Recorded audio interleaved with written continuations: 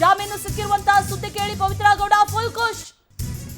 6 ತಿಂಗಳಿನಿಂದ ಜೈಲಿನಲ್ಲಿದ್ದಾರೆ. ಪರಪ್ಪನ ಅಗ್ರಹಾರದಲ್ಲಿ A1 ಪವಿತ್ರ ಗೌಡ ಇದ್ದಾರೆ. ಕಳೆದ ಜೂನ್ನಿಂದ ಇಲ್ಲಿಯವರೆಗೂ ಕೂಡ ಈಗ ಜಾಮೀನು ಸಿಕ್ಕಿದೆ. ಆ ಖುಷಿಯನ್ನ ಕೇಳಿ ಬಹಳ ಖುಷಿಯಾಗಿದ್ದಾರೆ. ಜಾಮೀನು ಸಿಕ್ತು ಅಂತ ಕೇಳಿದ ತಕ್ಷಣದಲ್ಲಿ ಖುಷಿಯಾಗಿದ್ದಾರೆ. ಕಳೆದ 6-7 ತಿಂಗಳಿನಿಂದಲೂ ಕೂಡ ಜೈಲಿನಲ್ಲೇ ಇದ್ದಾರೆ ಪವಿತ್ರ ಗೌಡ. ಸಾಕಷ್ಟು ಬಾರಿ ಜಾಮೀನಿಗಾಗಿ ಅರ್ಜಿಯನ್ನ ಸಲ್ಲಿಸಿದ್ರು. ಖುಷಿಯಾಗಿದೆ ಅಂತ ಮಾತಾಡ್ಬಿಡಿ ಬೇಡ, ಮಾತಾಡ್ಬಿಡಿ, ನೇರ ಮಾತಾಡ್ಬಿಡಿ. ಅಲ್ಲ ಖುಷಿಯಾಗಿದೆ ಅಂತ ಒಂದ್ ಮಾತು ಮಾತಾಡ್ಬಿಡಿ ಬೇಡ, ಮಾತಾಡ್ಬಿಡಿ, ನೇರ ಮಾತಾಡ್ಬಿಡಿ. ಅಲ್ಲ ಖುಷಿಯಾಗಿದೆ ಅಂತ ಒಂದ್ ಮಾತು ಮಾತಾಡ್ಬಿಡಿ ಬೇಡ, ಮಾತಾಡ್ಬಿಡಿ, ನೇರ ಮಾತಾಡ್ಬಿಡಿ. ಅಲ್ಲ ಖುಷಿಯಾಗಿದೆ ಅಂತ ಒಂದ್ ಮಾತು ಮಾತಾಡ್ಬಿಡಿ ಬೇಡ, ಮಾತಾಡ್ಬಿಡಿ, ನೇರ ಮಾತಾಡ್ಬಿಡಿ.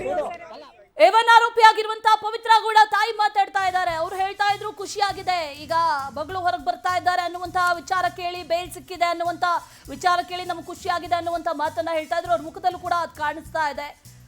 ಎಷ್ಟಂದ್ರು ತಾಯಿ ಜೊತೆಯಲ್ಲಿ ಅನೇಕ ಬಾರಿ ಜೈಲಿಗೆ ಹೋದಂತಹ ಸಂದರ್ಭದಲ್ಲೂ ಕೂಡ ಈ ಜಾಮೀನು ಸಿಗುವಂತ ನಿಟ್ಟಿನಲ್ಲಿ ಸಾಕಷ್ಟು ಪ್ರಯತ್ನವನ್ನ ಪಟ್ಟಿದ್ರು. ಮೊದಲಿಗೆ ಬೇಲ್ ಅಪ್ಲಿಕೇಶನ್ ಹಾಕಿದ್ದೆ ಪವಿತ್ರ ಗೌಡ. ಮೊದಲು ತನಗೆ ಜಾಮೀನು ಸಿಗಬೇಕು, ನನ್ನದೇನು ಪಾತ್ರ ಇಲ್ಲ ಇದರಲ್ಲಿ, ನಂದೇನು ಈ ಹತ್ಯೆಯಲ್ಲಿ ಕೊಲೆ ಆರೋಪ ಏನಿದೆ ಅದೆಲ್ಲವೂ ಕೂಡ ನನ್ನ ಮೇಲೆ ಹಾಕಿರುವಂಥದ್ದು ಸುಳ್ಳು ಅನ್ನುವಂಥ ವಿಚಾರಕ್ಕೆ ಸಂಬಂಧಪಟ್ಟಂತೆ ಮೊದಲು ಬೇಲ್ ಪಿಟಿಷನ್ ಹಾಕಿದ್ದೆ ಪವಿತ್ರ ಗೌಡ. ಈಗ 6 ತಿಂಗಳ ನಂತರದಲ್ಲಿ ಪವಿತ್ರ ಗೌಡ ಸೇರಿದಂತೆ ನಟ ದರ್ಶನ್ ಸೇರಿದಂತೆ 7 ಜನ ಆರೋಪಿಗಳಿಗೂ ಕೂಡ ಈಗ ಜಾಮೀನು ಮಂಜೂರಾಗಿದೆ.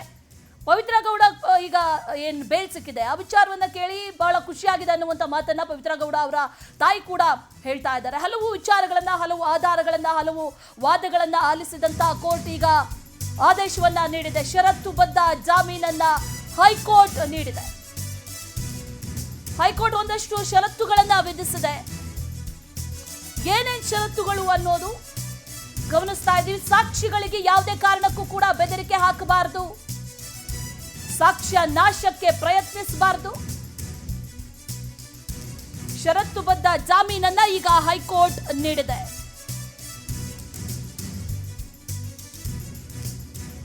ಸಾಕ್ಷಿಗಳಿಗೆ ಯಾವುದೇ ಕಾರಣಕ್ಕೂ ಕೂಡ ಬೆದರಿಕೆಯನ್ನ ಹಾಕಬಾರದು ಅನ್ನುವಂತ ವಿಚಾರವನ್ನ ಮುಂದಿಟ್ಕೊಂಡು, ಜೊತೆಗೆ ಕೋರ್ಟ್ ವ್ಯಾಪ್ತಿಯನ್ನ ಬಿಟ್ಟು ಹೋಗಬಾರ್ದು, ಯಾವುದೇ ಕಾರಣಕ್ಕೂ ಕೂಡ ಹೇಳಿರುವಂತ ಈ ಕೋರ್ಟ್ ವ್ಯಾಪ್ತಿಯನ್ನ ಬಿಟ್ಟು ಹೊರಗಡೆ ಹೋಗೋದಾಗ್ಲಿ ಅದು ಮಾಡಬಾರ್ದು. ತಲಾ 2 ಶ್ಯೂರಿಟಿಗಳನ್ನ ಕೊಡಬೇಕು ಅನ್ನುವಂತ ಸೂಚನೆಯನ್ನ ಕೂಡ ನೀಡಲಾಗಿದೆ. ಹಲವು ಷರತ್ತುಗಳನ್ನ ವಿಧಿಸಲಾಗಿದೆ. ಆ ಷರತ್ತುಬದ್ಧ ಜಾಮೀನನ್ನ ಮಂಜೂರು ಮಾಡಲಾಗಿದೆ.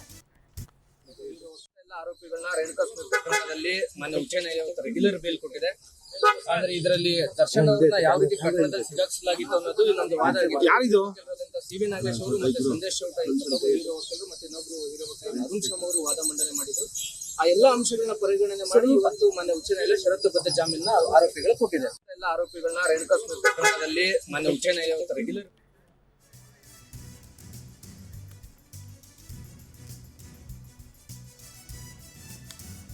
ದರ್ಶನ್ ಪರ ವಕೀಲರು ಸುನಿಲ್ ಮಾತಾಡ್ತಾ ಇದ್ರು.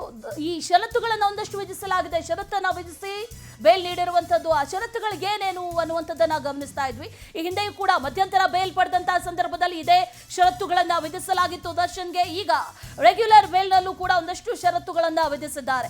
ಸಾಕ್ಷ್ಯ ನಾಶಕ್ಕೆ ಯಾವುದೇ ಕಾರಣಕ್ಕೂ ಕೂಡ ಪ್ರಯತ್ನಿಸಬಾರದು, ಜೊತೆಗೆ ಸಾಕ್ಷಿಗಳಿಗೆ ಬೆದರಿಕೆ ಹಾಕುವಂತ ಕೆಲಸಗಳನ್ನ ಮಾಡಬಾರದು.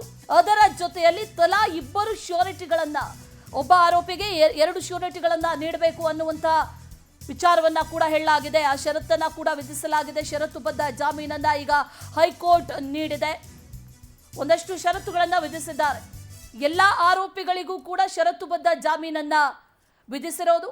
ಸಾಕ್ಷಿಗಳಿಗೆ ಯಾವುದೇ ಕಾರಣಕ್ಕೂ ಕೂಡ ಬೆದರಿಕೆಗಳನ್ನ ಹಾಕಬಾರದು. ಒಂದಷ್ಟು ಪ್ರತ್ಯಕ್ಷ ಸಾಕ್ಷಿಗಳಿದೆ, ಜೊತೆಯಲ್ಲಿ ಒಂದಷ್ಟು ಸ್ಟೇಟ್ಮೆಂಟ್ ಅನ್ನ ಎಲ್ಲರಿಗೂ ಸಹ ಜಾಮೀನು ಮಂಜೂರಾಗಿರುವಂತದ್ದು. ನಾನು ಈಗ ಸದ್ಯಕ್ಕೆ ಏನ್ ಹೇಳ್ಬೋದಂದ್ರೆ ಎಲ್ಲ ಆರೋಪಿಗಳಿಗೂ ಯಾರ್ಯಾರು ಜಾಮೀನು ಅರ್ಜಿಯನ್ನು ಸಲ್ಲಿಸಿದ್ರು ಎಲ್ಲರಿಗೂ ಸಹ ಜಾಮೀನು ಮಂಜೂರಾಗಿರುವಂತದ್ದು. ನಾನು 6ನೇ ಮತ್ತು 7ನೇ ಆರೋಪಿಗಳಿಗೆ ನಾನು ಏನು ವಕಾಲತ್ ವಹಿಸಿ ವಾದವನ್ನ ಮಂಡಿಸಿದ್ದೆ. ಅನುಕುಮಾರ್ ಮತ್ತು ಜಗದೀಶ್ ನೋಡಿ, ಅವರ ವಿರುದ್ಧ ಇದ್ದಂತಹ ಒಂದು ಆರೋಪಗಳೇನಂದ್ರೆ ಅವರು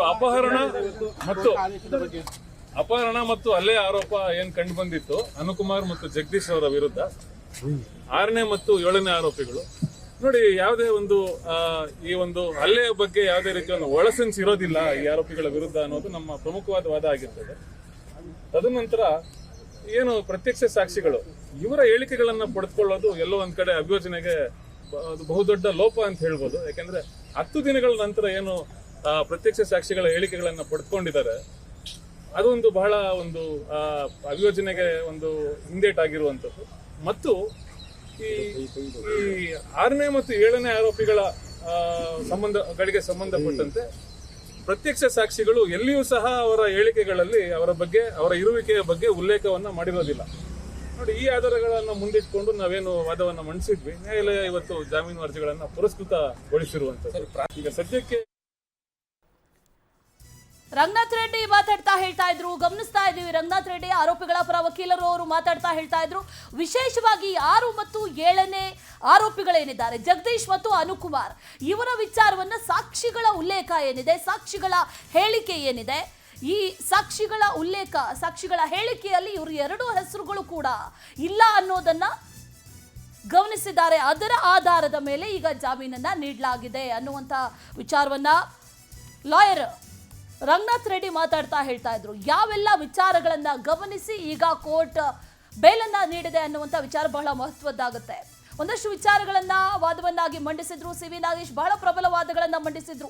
ಎಲ್ಲ ಪಾಯಿಂಟ್ಗಳನ್ನ ಕೂಡ ಈಗ ರಂಗನಾಥ್ ರೆಡ್ಡಿ ಕೂಡ ಹೇಳ್ತಾ ಇದ್ರು. ಈ ಸಾಕ್ಷಿಗಳಾಗಿ ಏನು ಪರಿಗಣನೆ ಮಾಡಲಾಗಿರುವಂಥದ್ದೇನಿದೆ, ಪ್ರತ್ಯಕ್ಷ ಸಾಕ್ಷಿಗಳಾಗಿರ್ಬೋದು, ಟೆಕ್ನಿಕಲ್ ಎವಿಡೆನ್ಸಸ್ ಆಗಿರ್ಬೋದು, ಅದರ ಜೊತೆಯಲ್ಲಿ ಶೂ ಹಾಗೂ ಬಟ್ಟೆ, ದರ್ಶನ್ನ ಶೂ ಹಾಗೂ ಬಟ್ಟೆಯಲ್ಲಿ ರಕ್ತ ಚಿಮ್ಮಿದಂಥ ಕಲೆಗಳಿದ್ವು, ಆನಂತರ ಅದನ್ನು ಸಾಕ್ಷಿಯಾಗಿ ಪರಿಗಣನೆ ಮಾಡಲಾಗಿತ್ತು ಅಂತ ಏನು ಹೇಳಲಾಗಿತ್ತು.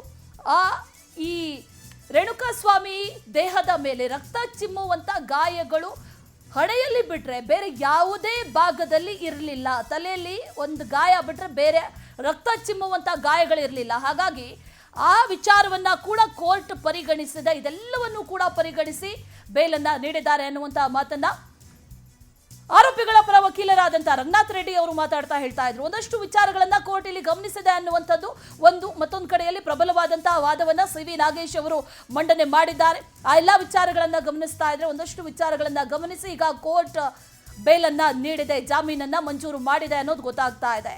ಅದರ ಜೊತೆಯಲ್ಲಿ ತೀವ್ರವಾದಂತಹ ಗಾಯಗಳು ರೇಣುಕಾಸ್ವಾಮಿ ದೇಹದ ಮೇಲೆ ಇರಲಿಲ್ಲ, ರಕ್ತ ಚಿಮ್ಮುವಂತ ಗಾಯಗಳು, ರಕ್ತಸ್ರಾವ ಆಗುವಂತ ಗಾಯಗಳು ಇರಲಿಲ್ಲ ಅನ್ನುವಂಥ ವಿಚಾರವನ್ನ ಕೂಡ ಸಿ ವಿ ನಾಗೇಶ್ ವಾದ ಮಾಡುವಂತ ವಿಚಾರಕ್ಕೆ ಸಂಬಂಧಪಟ್ಟಂತೆ